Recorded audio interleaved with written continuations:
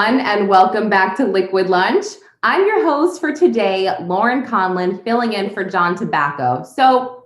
Okay, for this next segment, we have a very special guest, and he's special to me because he was actually my first boss in New York City. He's Luigi Militello, and he's the owner of the restaurant Luke's Bar and Grill on the Upper East Side, 79th and 3rd Avenue, Manhattan. Luigi, welcome.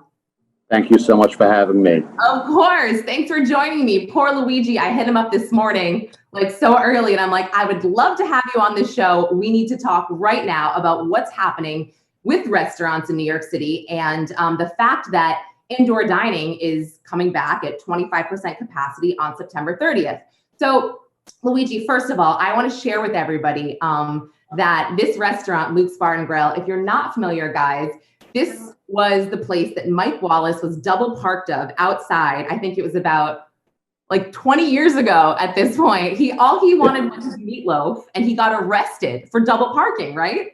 That is correct. Yeah, it was so funny. So when the cops came, he said, "Let me get my takeout."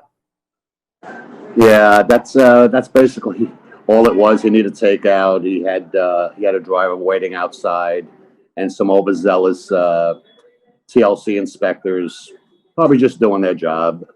Yeah, exactly. However, he got arrested. It made the Post. It made all the papers. It was crazy. And Luke's in general, it's been around forever. It's a Upper East Side staple. And when I worked there, a lot of the Yankees came in. Jason Giambi came in. A-Rod came in. It was a good time. We had a lot of fun times. Sure was. That was the 2000s, I would say. The 2000s, yeah. Yes, exactly. And when I was a hostess there, we had Dan Rather, Ernie Anastas, just a lot of big names. So just going back to the pandemic and just what sort of happened with the restaurants in New York, did you guys ever have to close, or did you always do takeout? We always did takeout and delivery. Okay. It wasn't an extremely difficult transition for us, but I could see other restaurants that hadn't done it in the past find themselves in a pretty weird scenario where, okay, how do we do this? How do we package that? How do we ensure freshness? I really felt for them because I was shaking my head saying, wow, if I had to do this from scratch right now from day one, with your hits and misses, you're going to make mistakes. Right.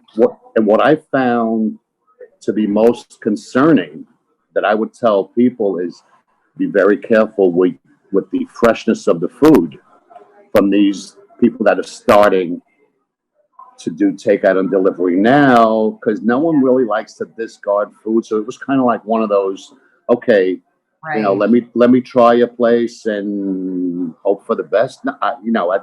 Right. It was difficult. They're losing money as it is, so they might not want to throw food away. So it might not be the freshest if they don't want to throw it away and they want to continue to use it for days on days on days, right?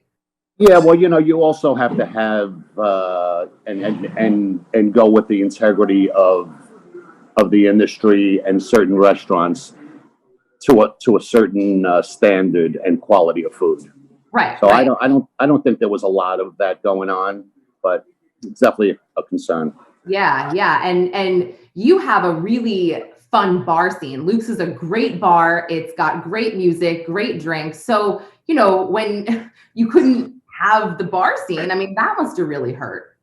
Yeah, it's difficult for everyone, and opening up September 30th at 25%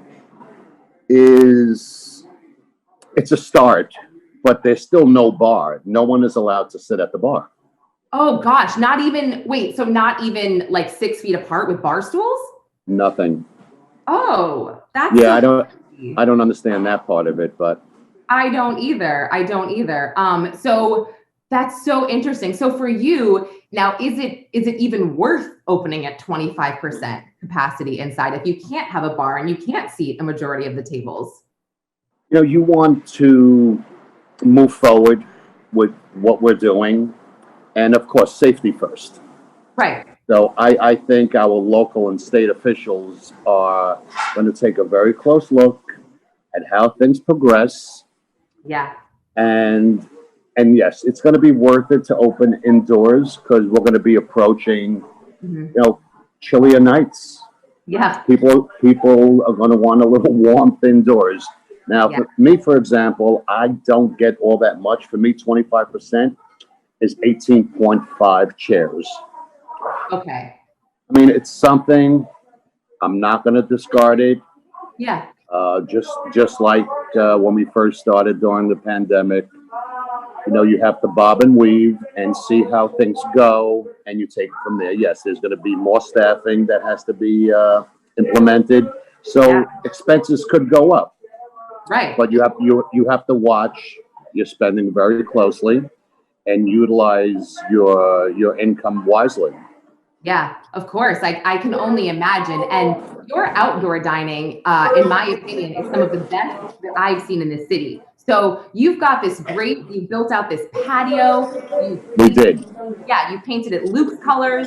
You've got a nice awning. You've got great tables with clean tablecloths. So that, to me, that looked really expensive and really nice, and not everybody was in a place to do that. So that's incredible that you've been able to do that. It was expensive, and it was an investment. Yeah. Basically, you know, it's not that there was a surplus of funds, because that had to come out of pocket, you know. Yeah, exactly. But it's been worth it. Am I right? Absolutely. Okay. It's worth it. Yeah. It's worth it. And you know what? The community has been fantastic. Everyone's been supportive whenever they can. And, you know, I was happy to be there for them. And now they're here for me. It's a nice, happy community we live in.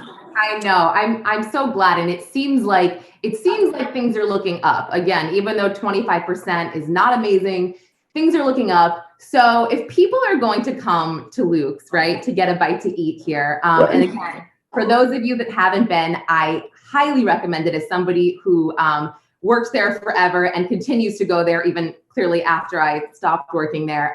What do you suggest that people get to eat? It all depends what you prefer. Okay. Like I've stated earlier, freshness is paramount with everything. Some of these staples, the Mike Wallace meatloaf, of course. So that is what it's called, the Mike Wallace meatloaf now.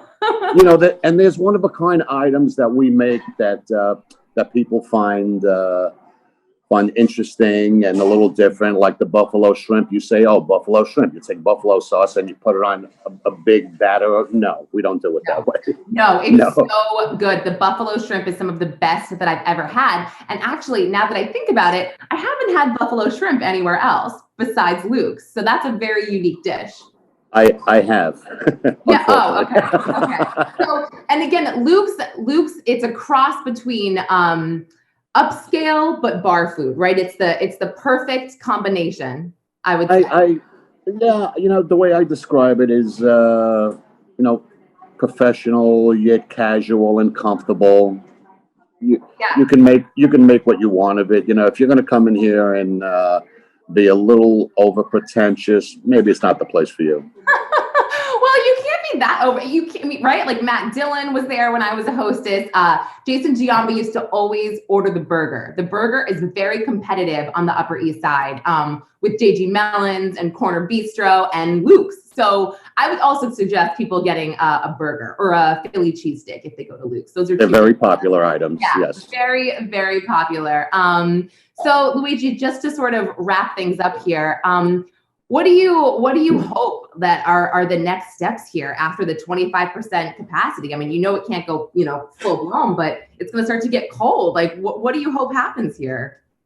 What I hope happens, and the voices that I'm hearing in the industry, is that soon after we could go to 50%, maybe with some bar, and it'll have to be a gradual process, but I think with everyone chipping in and doing their share, again, safety first, wear your mask. We'll all get through this together. Thank you so much, Luigi. And I didn't get to add this, but during the peak pandemic, Luigi was donating food to all the hospitals, which was incredible. Luigi, we have to wrap this up. Thank you so much for joining us. Right? You're very welcome. See you soon. That's me. Bye, Laura. Bye.